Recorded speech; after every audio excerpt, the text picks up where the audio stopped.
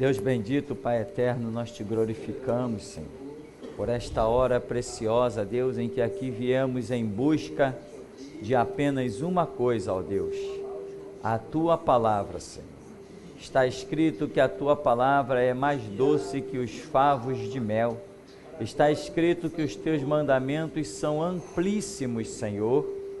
Tu não tens apenas um mandamento, mas muitos mandamentos, para que nós possamos andar em perfeição em todos os caminhos que temos a trilhar nesta terra. Por isso, Pai querido, nós te pedimos nesta manhã, visto que o nosso objetivo aqui é receber do Senhor, capacita-nos, instrui-nos, edifica-nos, ó Deus, segundo a Tua palavra, e abençoa-nos, em o nome do Senhor Jesus. Amém. Amém. Nós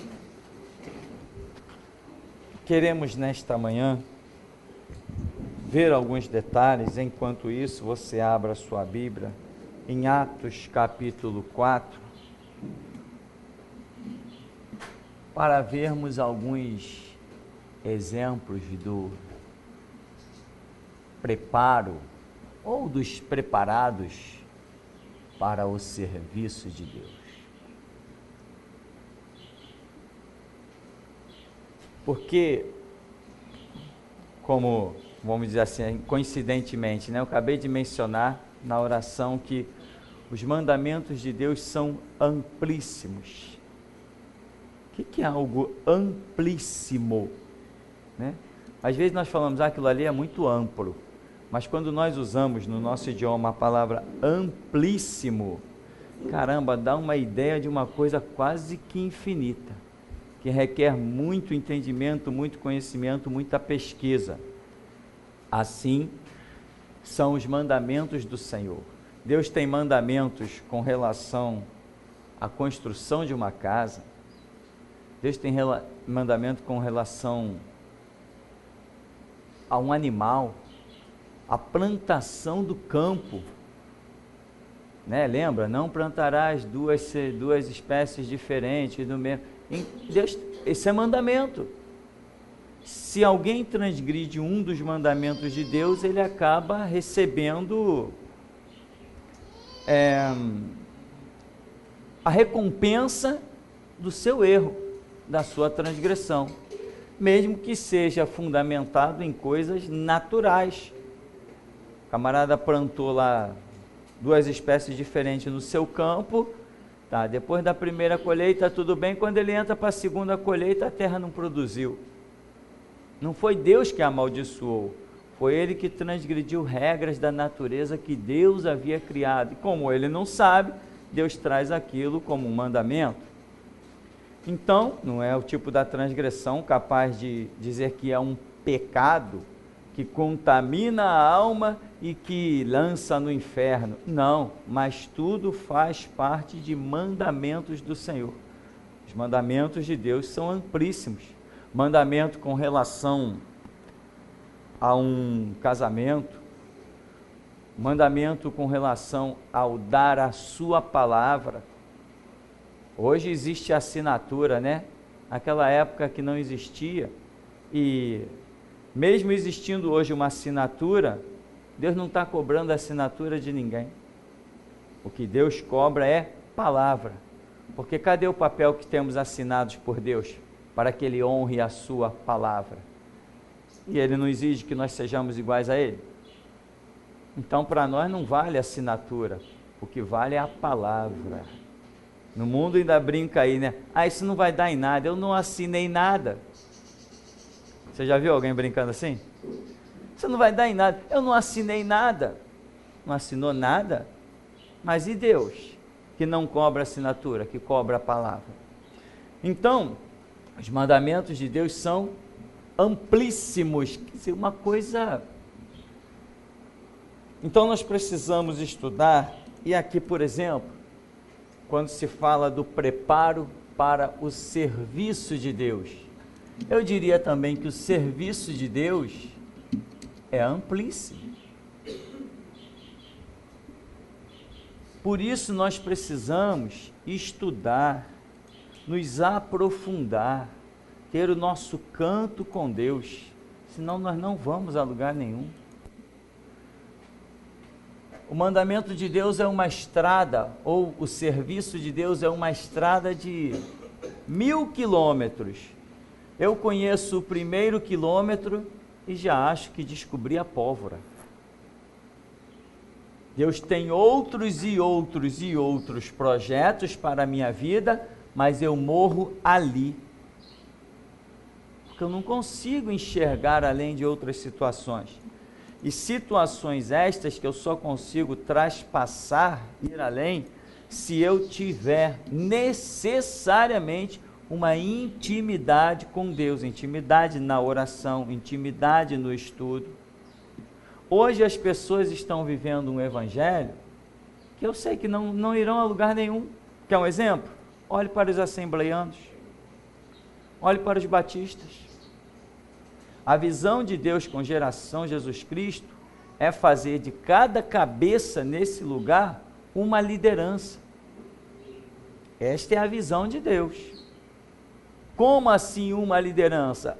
Aonde você pisar, não quer dizer que você vai fundar igreja, não é isso.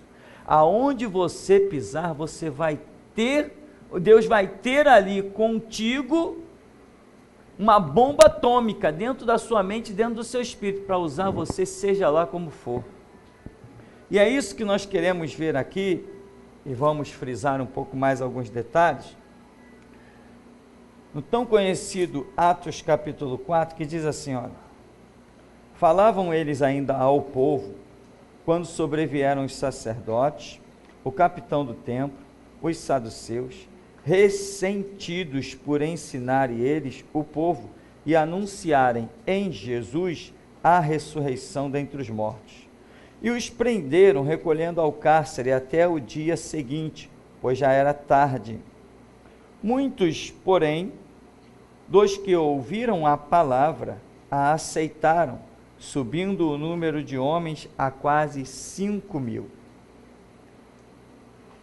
No dia seguinte, reuniram-se em Jerusalém as autoridades, os anciãos e os escribas, com o sumo sacerdote, Anás, Caifás, João, Alexandre, todos os que eram da linhagem do sumo sacerdote, pondo-os perante eles, os arguíram, com que poder ou em nome de quem fizestes isto? Então Pedro, cheio do Espírito Santo, lhes disse, autoridades do povo e anciãos, visto que hoje somos interrogados a propósito do benefício feito a um homem enfermo e do modo por que foi curado, tomai conhecimento, vós todos e todo o povo de Israel, de que em nome de Jesus Cristo, o Nazareno, a quem vós crucificastes e a quem Deus ressuscitou dentre os mortos, sim, em seu nome é que este está curado perante vós. Este Jesus é pedra rejeitada por vós, os construtores, a qual se tornou a pedra angular. E não há salvação em nenhum outro, porque debaixo do céu não existe nenhum outro nome dado entre os homens, pelo qual importa que sejamos salvos. Você veja aí até o verso 12, você vê uma colocação impressionante. O que nós vemos aí nesse detalhe? Nós vemos uma cura e nós vemos o início de um testemunho.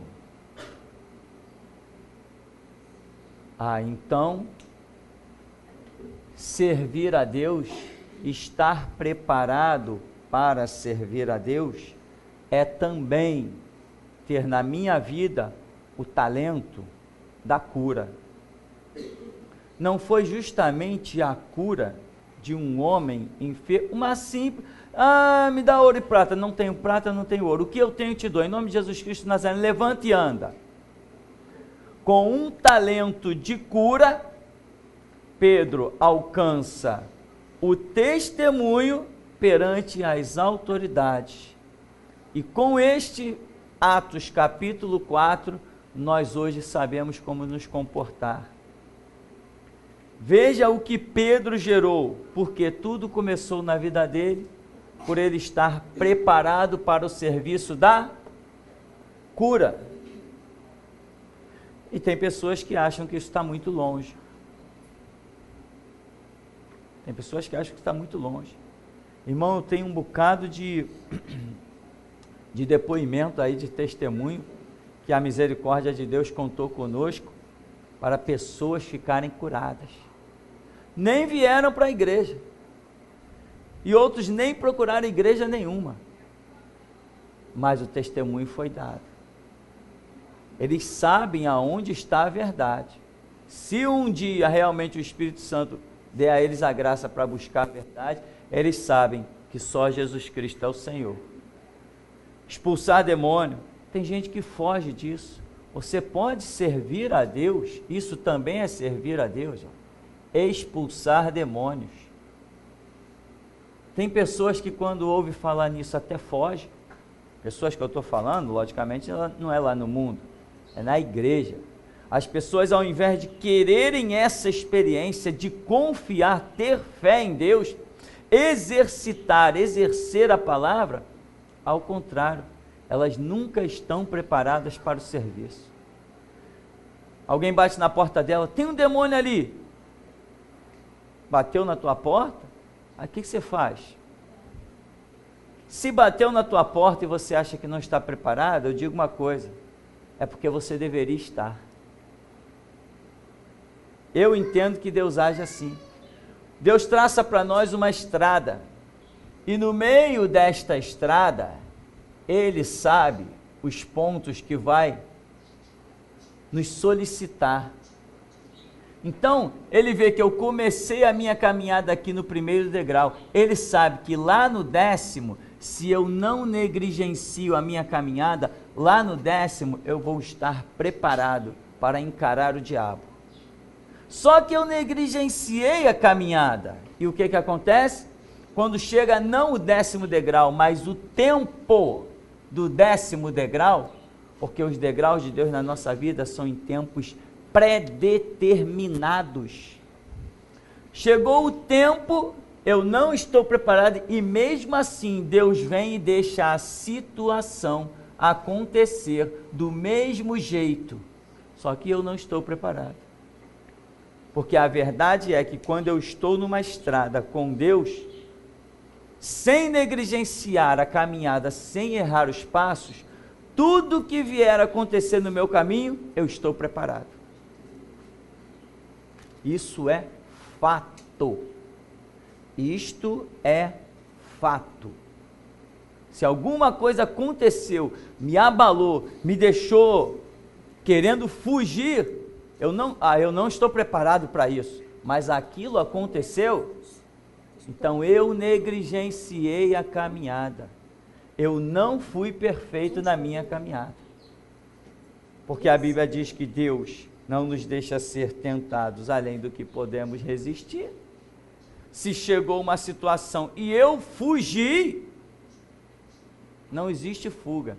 Todas as situações que vierem movidas por Satanás contra as nossas vidas, nós estamos prontos para ela. Por quê? Porque Deus não nos deixa ser tentado além do que podemos resistir.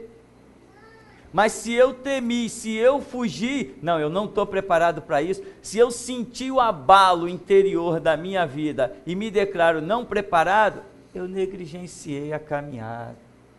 Eu não levei as coisas tão a sério como deveria levar. Então eu não estou preparado para o serviço. Se eu não estou preparado para o serviço na hora que Jesus me requisita, me solicita, eu estou perdendo galardões.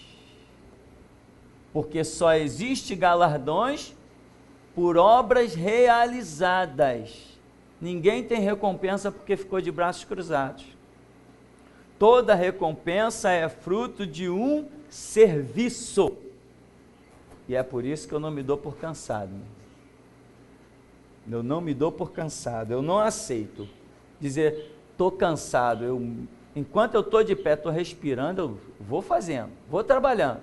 Mas só que tem muita gente que ainda não entendeu essa grandeza da recompensa de um Deus vivo, que é galardoador daqueles que o buscam. Jesus alertou, trabalhai pelo que permanece para a vida eterna. Irmão, aqui nesse mundo, hoje você está no alto, amanhã tu está no baixo, um dia você olha para cima e vê alguém acima de você, outro dia você olha para baixo e vê aquele alguém que estava em cima, você vê embaixo. Isso é o mundo. Mas quando adentrarmos a eternidade, acabou. O que somos e o que temos é o que somos e o que temos eternamente. Deixa eu confessar uma coisa para vocês. Eu tenho um olho grande, mas muito grande, naquilo que está lá em cima. Porque eu sei que quando Jesus me chamar, chegou a tua hora, arruma a tua casa porque estou te chamando. Quando Jesus me disser isso, que eu parti, o que eu conquistei, eu conquistei. O que eu não conquistei, eu não conquisto mais.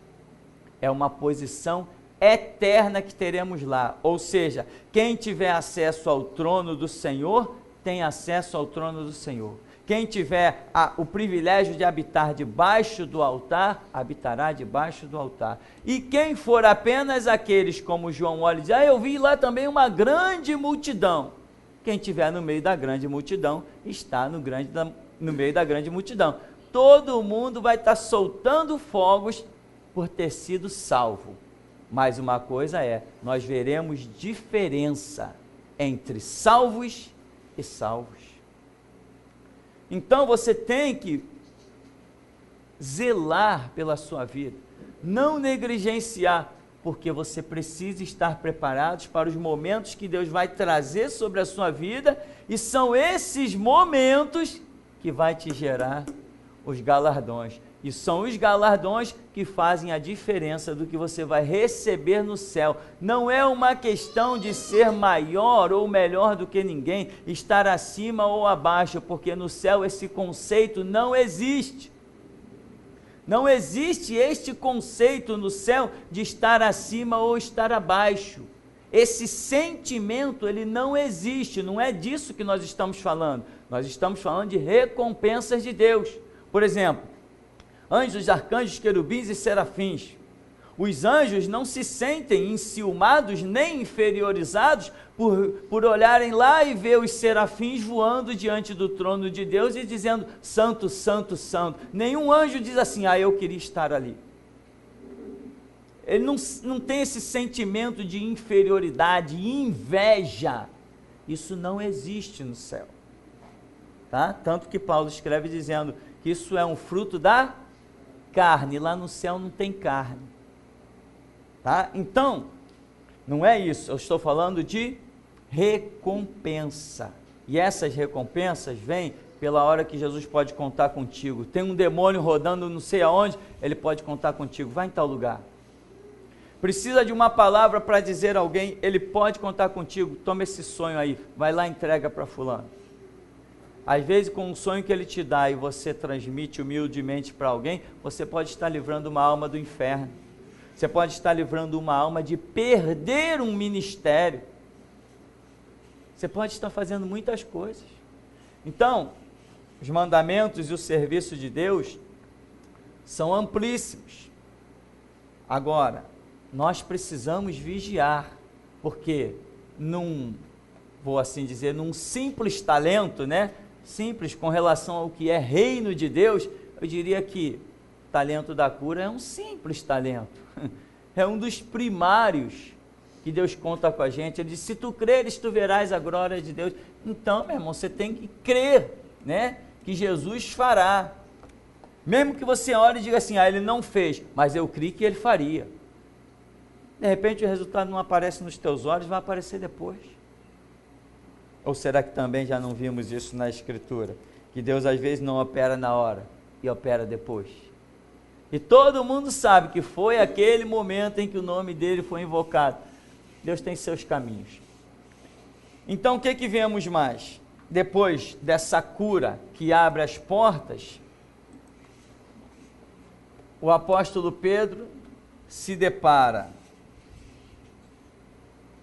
com uma prisão, e ele se vê diante como eu digo, pseudo-autoridades para testemunhar de Jesus Cristo. Um homem pesado de boca, pesado de língua e aquilo tudo que a gente já conhece, um pescador, iletrado, talvez soubesse só escrever o nome, mas tinha conhecimento do que ouvia e guardava, porque ele cita, Joel lá em Atos 2, isto não é o que, esses homens não estão bêbados, isso é o que está escrito no profeta e acontecerá nos últimos dias. Então ele demonstra conhecimento, mesmo que ele não soubesse ler, mesmo que ele não fosse um escriba hábil no hebraico ou no grego, ou seja lá no que fosse, mas ele tinha ouvidos, e a fé vem por ouvir, e ouvir pela palavra de Deus. Então, o negócio é não negligenciar o que se ouve, nem querer filtrar o que se ouve com os próprios ouvidos. Esse é um perigo terrível. Tem pessoas que ouvem as coisas e elas querem determinar o que é certo e o que é errado. Se você soubesse o que é certo e o que é errado, você não precisaria de igreja, de pastor, de Espírito Santo, nem de Deus. A revelação do Evangelho é para os que não sabem o que é certo e o que é errado, porque Jesus Cristo disse, não necessitam de médicos os sãos, mas sim os que estão enfermos. Você precisa do médico Jesus? Se você precisar dele, você está enfermo. E essa cura, meu irmão, eu te garanto, ela ainda não se deu por completa. Nem ouses pensar que você está completamente restaurado, à semelhança de Adão antes de pecar. Não, nem pense nisso. Enquanto estamos na terra, estamos de alguma maneira recebendo o bálsamo de Gileade, que cura as nossas almas e edifica o nosso espírito. Então, Pedro alcança ali diante das autoridades a chance de demonstrar mais um serviço com o testemunho. Aí eu te pergunto, estamos prontos para este episódio?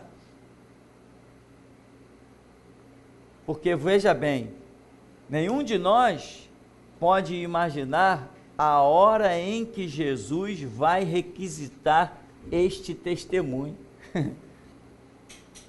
Por exemplo, será que Pedro, eu gosto de fazer isso, esse pensamento, será que Pedro imaginou que na hora em que ele dissesse assim, olha, eu não tenho prata, não tenho ouro, mas o que tenho te dou, em nome de Jesus Cristo Nazareno, levanta e anda. Quando a multidão se maravilhou, glorificou a Deus, e aquele homem outrora aleijado entrou no templo virando cambalhota, dizendo glória a Deus nas maiores alturas. Será que Pedro poderia imaginar que com esta simples frase, com toda esta glória, Deus lhe abriria a porta desta opressão das autoridades para que ele, uma vez que alcançou pelo galardão de ter curado um homem, ter tido fé para se expressar e aquele homem ficar curado, será que ele poderia imaginar que do mesmo episódio Jesus lhe garantiria um galardão ainda maior, que era de testemunhar perante as autoridades? E deixar hoje escrito as suas palavras, que há milhares de anos está salvando vidas, livrando vidas do inferno. Cada dia que alguém é salvo, quando o Espírito Santo manda falar sobre a vida de Pedro, cada dia que alguém é salvo, Pedro está recebendo alguma coisa lá em cima. Porque é uma obra que ele começou, que o Espírito Santo começou por ele. É assim que eu vejo.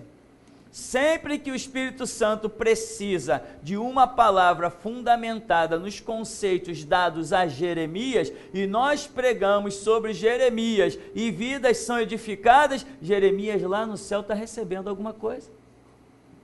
É assim que eu creio. Por quê? Porque não está escrito, olha, Abel, o que fizeste, ou melhor, Caim, o que fizeste com teu irmão? Porque o sangue dele clama desde a terra. Ele morreu, mas o sangue dele clama. Então, eu entendo que quando nós deixamos obras sobre a terra, enquanto estas obras estão sendo usadas pelo Espírito Santo, lá no céu continua se galardoando. De vez em quando chega o anjo com a trombeta e requisita alguém, fulano de tal, não é o nome da terra não, é o nome do céu. Esse alguém diz, sou eu, tem mais um prêmio aqui para você. Por quê? Mais 10 se converteu com aquele testemunho que você deixou lá na terra. Eu creio nisso. Eu creio nisso. Então, irmão, mas tem que ser pessoas preparadas para o serviço, sabe? Aí Pedro começa a testemunhar e falar essas coisas assim, que deixa todo mundo louco, atônito. Ele diz,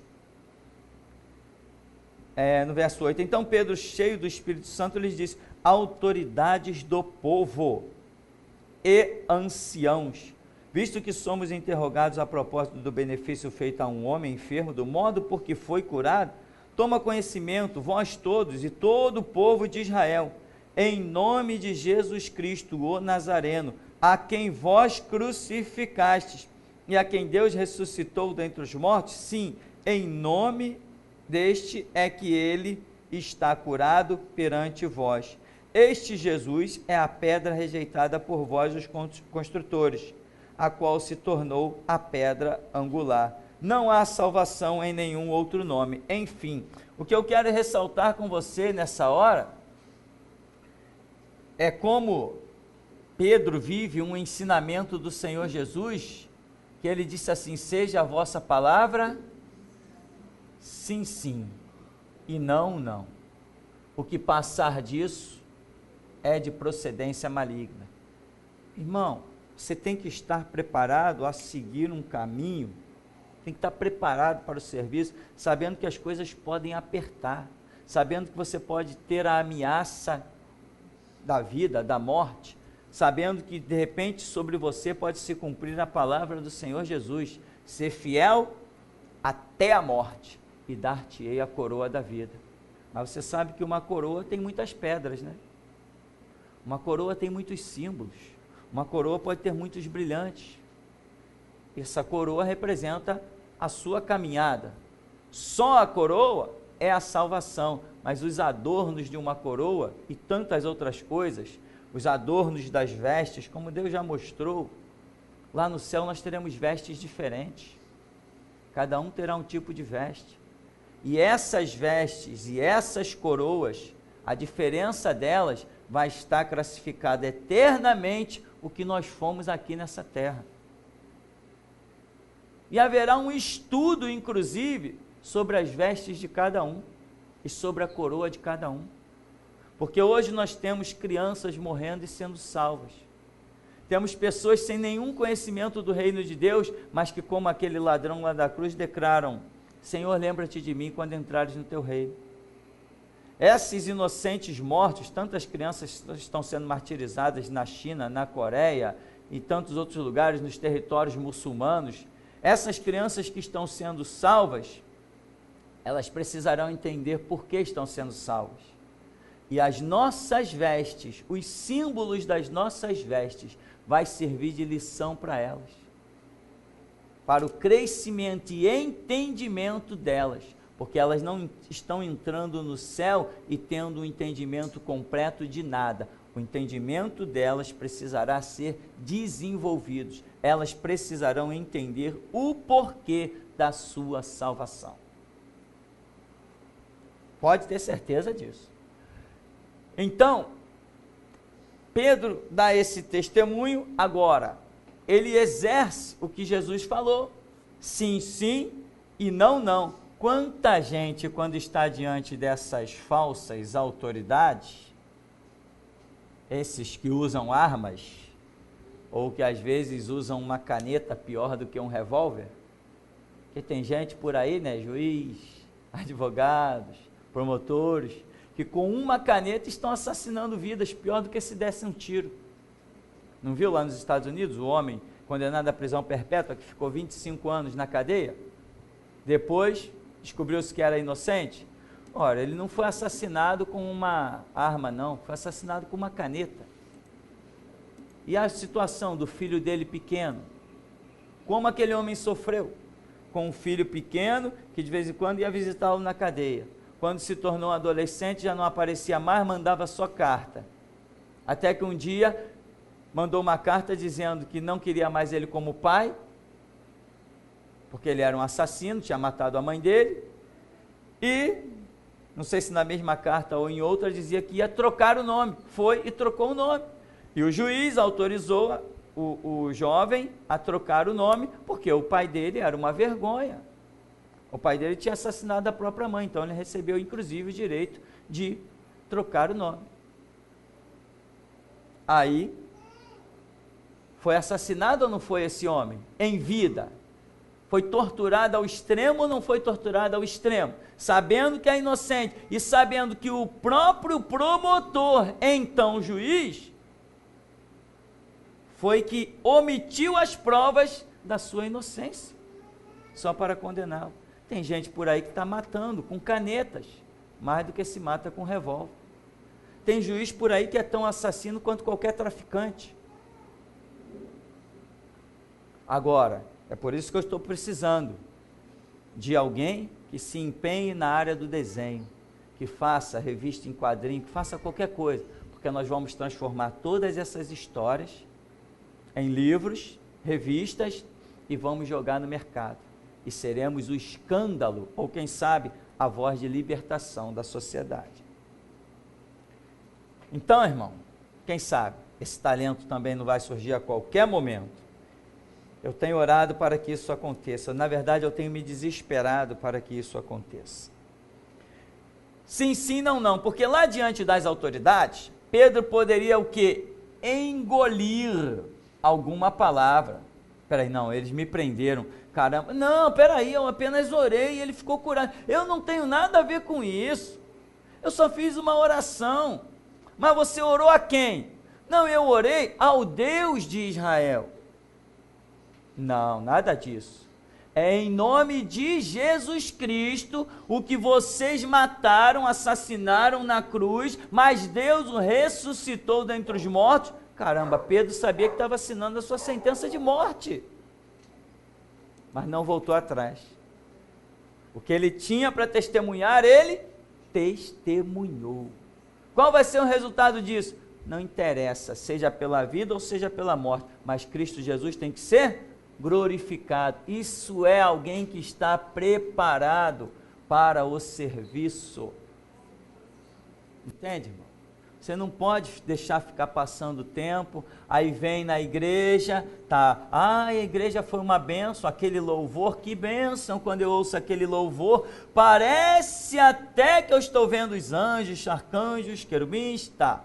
Aí você vem na igreja, aí volta para sua casa, volta para o seu trabalho, aí daqui a 2 dias de volta para a igreja, aí depois volta para sua casa, volta para o seu trabalho, e você vai vivendo essa vidinha, e o que muda na sua vida? Cadê as experiências com Deus? Qual foi a última experiência que você teve com Deus? Qual foi a última vez que você sentiu a força explosiva de Deus na sua vida? Qual foi a última vez que você sentiu o Espírito Santo dizendo assim, eu sou contigo, manda vir o inferno? Qual foi a última vez? Se você bobear, a sua vida cai no comodismo. Daqui a pouco você é igual um monte de gente que qualquer um de nós conhece, que ao invés de orações, jogam palavras para o céu, jogam palavras para o vento. O que tem de gente aí que a gente nem suporta ouvir. Tem pessoas que são tão vazias de Deus que quando elas falam a palavra Deus, dá repulsa dentro de nós. Eu conheço gente assim, que eu não suporto ouvir as pessoas, algumas, falarem Deus, falarem Jesus Cristo. Porque quando elas pronunciam Deus ou Jesus Cristo, a aversão que o Espírito Santo tem à vida dessas pessoas com rótulos de crente, a aversão é tão grande que o Espírito Santo retira toda a graça dessa palavra e ela é pesada até aos nossos ouvidos. Isso é a experiência que eu tenho. Então, os mandamentos de Deus são amplíssimos, o seu serviço também é amplíssimo. Agora, para nós fecharmos este bloco, já vi que não consigo sair da introdução, Muitas vezes, quando se fala de serviço, as pessoas confundem muito. As pessoas pensam em serviço fazendo menção às funções que existem dentro da igreja. Ou seja, é uma visão arcaica dos cargos e das oportunidades que nós tanto abominamos, que são tradições assembleianas, batistas e de outras denominações. Não confunda o serviço a Deus com uma função dentro da igreja. Não é nada disso, não tem nada a ver. Entende? Você precisa entender mais as coisas. Você não serve a Deus quando está ajudando na faxina da igreja. Ou melhor, não serve a Deus quando está somente ajudando na faxina da igreja. Ou quando, sei lá, está dirigindo algum trabalho, ou quando está tocando algum instrumento. Ou, entende, meu irmão? Pedro não está tocando nenhum instrumento, não está fazendo nenhuma faxina na igreja, não está nem cuidando da administração que ele rejeitou. Quando alguém fala, as viúvas dos gregos, a viúva não sei de quem, falou, não quero saber desse assunto não. Essa administração da igreja é com vocês, a minha função é outra, a doutrina, a palavra. Chama a gente sábia aí, chama a gente idônea, cuida desse negócio, porque eu estou fora disso aí. Entende? Então Pedro não está tocando nenhum instrumento, não era um baterista, não era um guitarrista, violonista, não era nada disso. E hoje as pessoas estão limitando o serviço a Deus aos olhos daquilo que eles simplesmente querem realizar. Mas é Deus quem nos chama às suas funções e obras. Então nós precisamos, para resumo da história, o que nós precisamos é caminhar de maneira que estejamos preparados para o serviço de Deus. Mas isto só acontece quando houver em mim um interesse. Se eu sou aquele camarada disperso, não, tudo bem, vou na igreja, bato papo, falo com os irmãos e tal, final de semana um churrasco, no outro final de semana vamos para um futebol, vamos pegar uma onda e sei lá, e a vida fica uma coisa assim meio distante, a vida espiritual fica essa coisa meio distante. Meu irmão, na verdade é que você tem que renunciar o mundo para mergulhar no reino de Deus. Essa é a verdade. E se você quer alcançar alguma coisa nesse mundo, procure ver o que você está rejeitando. Se você quer alcançar nesse mundo alguma coisa de Deus, procure ver o que você está rejeitando desse mundo. Se você não estiver rejeitando nada desse mundo, você não está alcançando nada de Deus. Porque a caminhada não cabe, sabe? Sabe como é que não cabe duas coisas ocupando o mesmo espaço, né? Como diz a lei da física, duas coisas físicas não podem ocupar o mesmo lugar, no mesmo espaço, um rolo desse. Então, se você não tem esse interesse ardente em ser um instrumento nas mãos de Deus, Deus olha para você e fica esperando até a hora que você tiver o desejo. Enquanto você não tem o desejo, Deus não vai fazer nada na sua vida. Tudo que Deus fez na minha vida é porque eu tive o desejo.